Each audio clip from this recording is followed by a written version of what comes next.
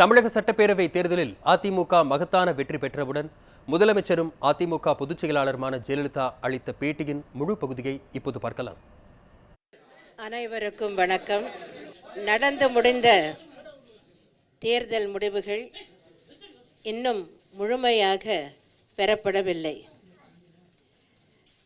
இருப்பினும் அனைத்திந்திய அண்ணா திராவிட முன்னேற்ற கழகத்திற்கு தமிழக மக்கள் அமோக வெற்றியை, வரலாற்று சிறப்புமிக்க வெற்றியை வழங்கியிருக்கிறார்கள் என்பது தெளிவாகிவிட்டது. முதலில் தமிழக மக்களுக்கு எனது நெஞ்சார்ந்த நன்றியினை நான் தெரிவித்துக் கொள்கிறேன். எனது நெஞ்சத்தின் அடித்தளத்திலிருந்து எழுகின்ற உணர்ச்சிகளை, நன்றி உணர்வை வெளிப்படுத்த தமிழ் அகராதியில் போதுமான வார்த்தைகள் இல்லை என்றுதான் சொல்ல வேண்டும். 1984ஆம் ஆண்டுக்கு பிறகு தமிழகத்தில் ஆளுகின்ற கட்சி தேர்தலில் மீண்டும் வெற்றி பெற்று ஆட்சியை தொடருவது என்பது 1984ஆம் ஆண்டுக்கு பிறகு மீண்டும் இப்பொழுதுதான் நடைபெற்றிருக்கிறது. 10 கட்சிகள் சேர்ந்து என்னை எதிர்த்த போதிலும்,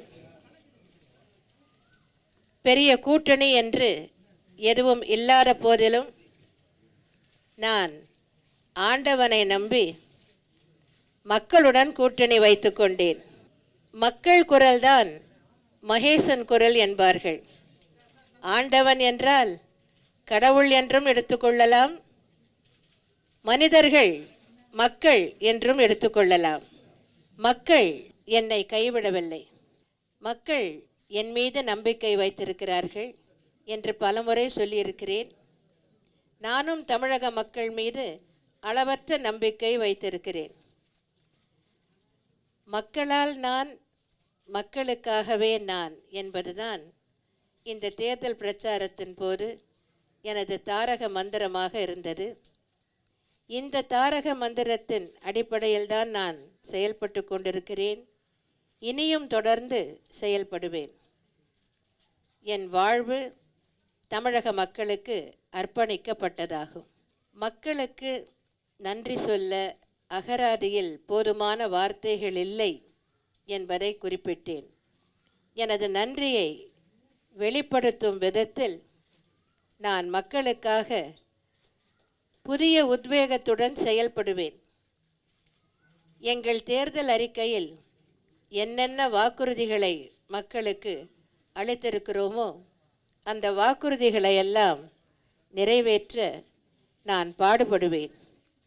என்றென்றும் மக்கள் தொண்டில் எனது வாழ்வை நான் கழிப்பேன் என்றும், தமிழக மக்களுக்கு என்றென்றும் நான் நன்றி கடன் பட்டிருக்கிறேன் என்பதையும் இந்த நேரத்தில் தெரிவித்துக் கொள்ள விரும்புகிறேன்.